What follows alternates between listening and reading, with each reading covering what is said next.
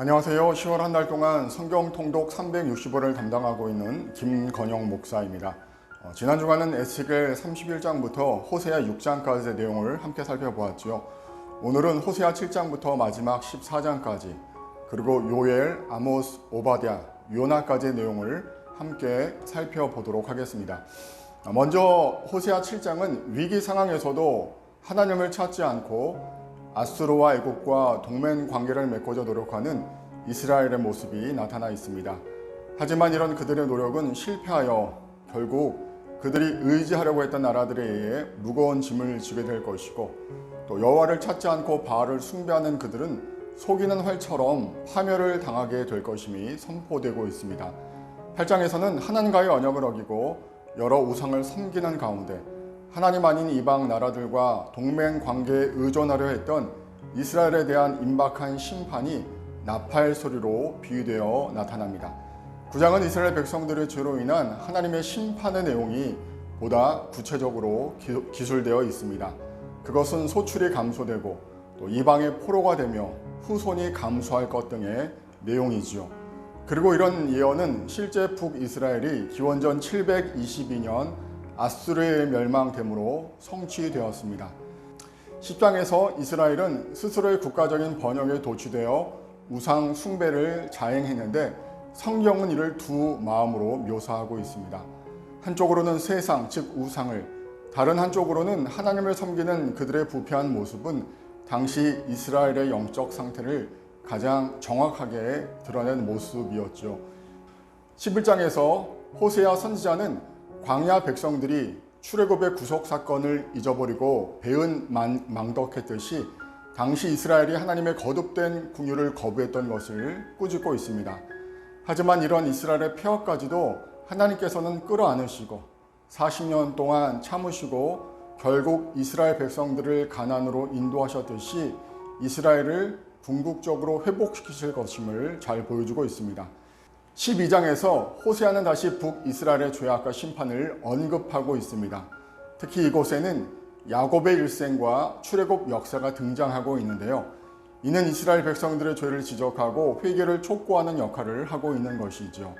즉 야곱이나 출애굽한 백성 모두 간교하고 패역한 사람들이었지만 참된 회개를 통하여 하나님의 은총의 반열에 들 수 있었음을 잘 보여주고 있습니다.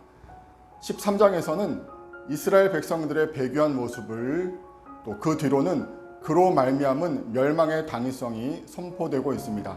값없이 선민으로 선택받은 이스라엘이었지만 은혜가 컸던 만큼 하나님의 심판도 가혹할 것임을 증거하고 있는 것이지요. 마지막 14장에서는 이스라엘의 회복이 구체적으로 그려지고 있습니다. 이스라엘이 회복할 수 있는 길은 오직 여호와께로 돌아가는 것임을 강조하고 있는 가운데 호세아 선지자는 다시 회복될 이스라엘을 왕성한 번식력을 가진 백항목으로 묘사하고 있습니다. 다음으로 요엘서는 임박한 하나님의 심판과 재난의 날을 여호와의 날로 묘사하는 가운데 이스라엘 백성들의 회개를 촉구하기 위해 기록된 책입니다. 하지만 반대로 하나님을 의지하는 모든 자들, 즉 요엘 2장 32절 누구든지 여호와의 이름을 부르는 자는 구원을 얻으리라 라는 말씀처럼 놀라운 축복과 구원이 예비되어 있음을 또한 강조하는 책이기도 합니다. 예수님께서는 요엘서의 여러 말씀, 특별히 마태복음 24장 29절에서처럼 다시 재림하실 때의 표적과 연관 지으셔서 말씀하셨습니다. 또 더 나아가 부활하신 후 승천하신 후에 성령을 보내실 것을 약속하신 그 말씀이 오순절 마가의 다락방에서 성취되었을 때 베드로가 한 이야기, 이는 곧 선지자 요엘로 말씀하신 것이니 라는 말씀처럼 신약에서 인용된 책이기도 합니다. 먼저 요엘 1장에서는 이스라엘 땅을 황폐시킨 메뚜기 재앙을 설명하면서 그 땅에 임한 극심한 가뭄과 기근을 설명하고 있습니다. 이어지는 2장에서는 장차 임할 주의 심판의 날의 황폐함은 이전의 재앙과는 비교할 수 없음을 이야기하면서 이제라도 금식하고 울며 애통하는 마음으로 회개해야 함을 촉구하고 있습니다. 또한 하나님께서 부어주실 성령에 대한 약속이 이어지고 있죠. 3장에서는 마지막 때 판결의 골짜기에 서 있을 모든 나라에 대한 하나님의 심판이 묘사되고 있습니다. 각 나라들은 역사의 흐름을 주관하시고 통제하시는 하나님께 나와 스스로를 변론해야 하지만 유다는 영원히 있겠고 예루살렘은 대대로 있으리라는 마지막 말로 유다의 남은 자를 축복하며 유엘서는 끝을 맺게 되죠. 다음으로 이어지는 아모스서는 거룩하신 하나님과 그의 언약 백성들의 죄악으로 인해 이스라엘에게 임할 심판이 기록되어 있는 선지서입니다. 하나님께서는 은혜와 자비가 풍성하신 하나님이시지만 한편으로 죄가 묵인되는 것을 결코 용납하지 않으시는 정의와 공의의 하나님이 되심을 강조하는 책이지요. 특별히 아모스서에서 주목할 것은 하나님의 심판의 원인을 사회 정의에 붕괴해 두고 있다는 것이지요.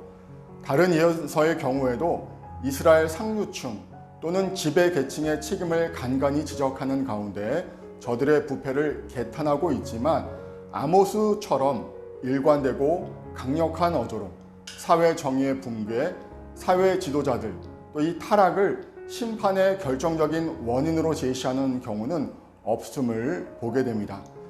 이는 같은 시기에 기록된 호세아서가 심판의 원인으로서 주로 우상 숭배와 관련된 종교적인 타락을 지적하고 있다는 사실과 선명히 대조를 이루고 있는 모습이죠. 아모스서는 크게 네 부분으로 나누어집니다. 먼저 1장부터 2장까지는 8가지의 예언을 통해 이스라엘을 둘러싼 나라들로부터 이스라엘을 향하여 재앙과 심판의 메시지를 증거하고 있습니다. 3장부터 6장까지 아모스는 3편의 설교를 하고 있는데요.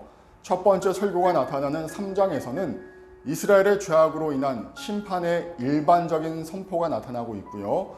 두 번째 설교가 있는 4장에서는 백성들의 잘못을 드러내 보여주는 가운데 그들을 하나님께로 돌이키시기 위한 하나님의 징계 방법이 설명되고 있습니다. 5장부터 6장까지는 세 번째 설교가 등장합니다. 이스라엘 민족들의 죄악이 열거되는 가운데 하나님께서는 백성들의 회개를 촉구하고 계시는 것이지요. 7장부터 9장 중반부까지는 세 편의 설교 뒤에 북왕국을 향해 다가올 심판에 대한 5가지의 환상들이 나타납니다. 즉 메뚜기와 불의 환상, 다림줄과 아마샤의 박해의 환상, 여름 실가와 부서지는 문설주의 환상이 뒤따르게 되지요. 마지막 9장의 남은 부분에서 아모스는 이스라엘의 회복에 관한 5가지 약속을 통해 저주가 아닌 위로의 말로 아모스서를 끝맺고 있습니다. 다음으로 이어지는 오바댜서는 한 장 총 21절로 구성된 구약에서 가장 짧은 책입니다. 오바댜는 에돔의 교만과 유다를 향한 그들의 잔인한 처사로 인해 하나님께서 에돔에게 내리실 심판을 선포하기 위해 기록된 책인데요. 유다를 멸망시킨 에돔 등 이방 나라들은 하나님의 심판으로 영원히 멸망할 것인 반면에 멸망의 아픔을 뼈저리게 감내해야 하는 이스라엘 백성들은 하나님의 언약을 따라 반드시 회복될 것이라는 희망의 메시지를 선포하고 있습니다. 이번 주간에 살펴볼 마지막 책은 요나서입니다.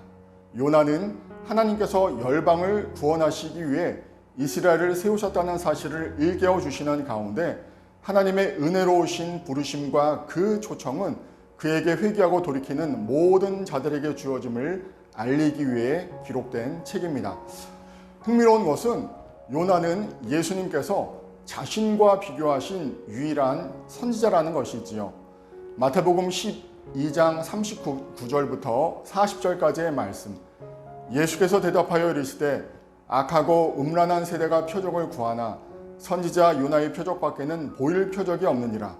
요나가 밤낮 사흘 동안 큰 물고기 뱃속에 있었던 것 같이 인자도 밤낮 사흘 동안 땅속에 있으리라는 그 말씀처럼 예수님께서는 당신의 죽음과 장사됨 그리고 부활을 예표하시기 위하여 요나 선지자를 인용하신 것이지요.